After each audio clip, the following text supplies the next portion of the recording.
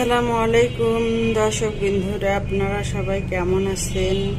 আলহামদুলিল্লাহ আমি ভালো আছি। তো আমি এখানে বেলে মাছ নিয়েছি।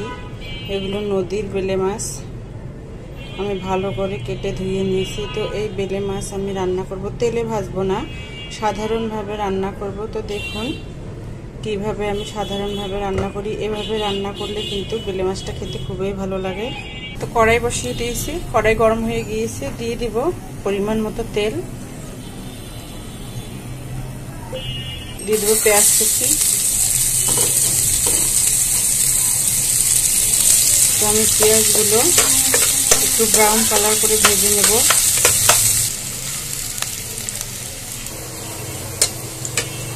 তো পেঁয়াজটা ব্রাউন কালার হয়ে গেছে। এখন আমি দিয়ে দেব সামান্য পরিমাণে একটু রসুন বাটা, আর দিয়ে দেব একটু আদা বাটা। আদা রসুন বাটাটা দিয়ে হালকাভাবে একটু নেড়ে নেব। আমি এখন একটু পানি দিয়ে দেব।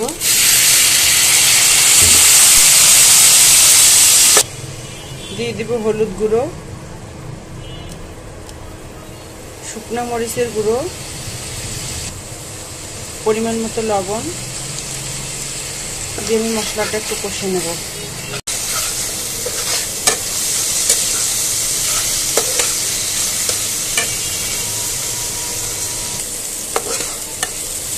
দেখুন মশলাটা কষানো হয়ে গেছে।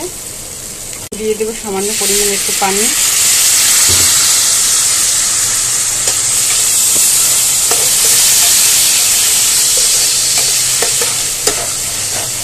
দেওয়ার পর আমি মাছগুলো দিয়ে দেব। দিয়ে কষানো মশলার সাথে মাছগুলো আমি আরো একবার ভালোভাবে কষে নেব।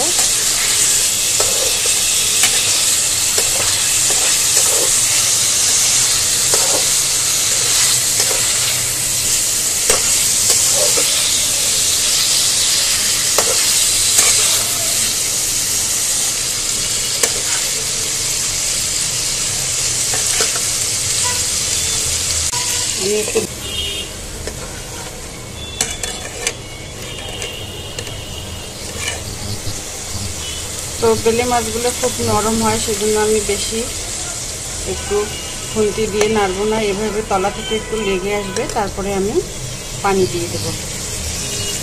দেখুন,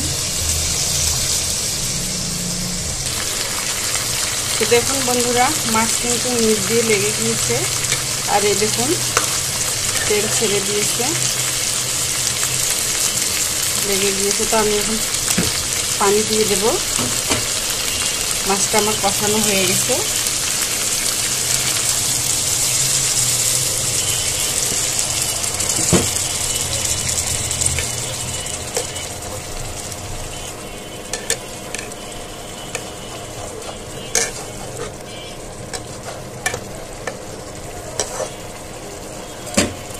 তো আমি এখন ঢেকে দেব, আর চুলার আঁচটা কমিয়ে রাখবো যাতে ধীরে ধীরে সিদ্ধ হয়ে আসে।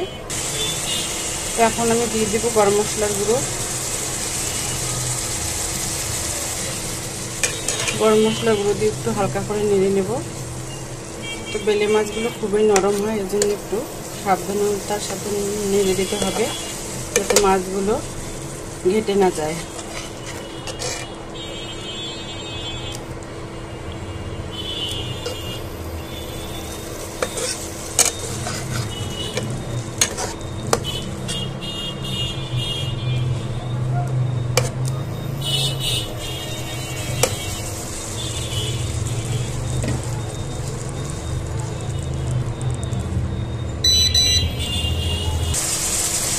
দেখুন বন্ধুরা, মাছ রান্না হয়ে গেছে।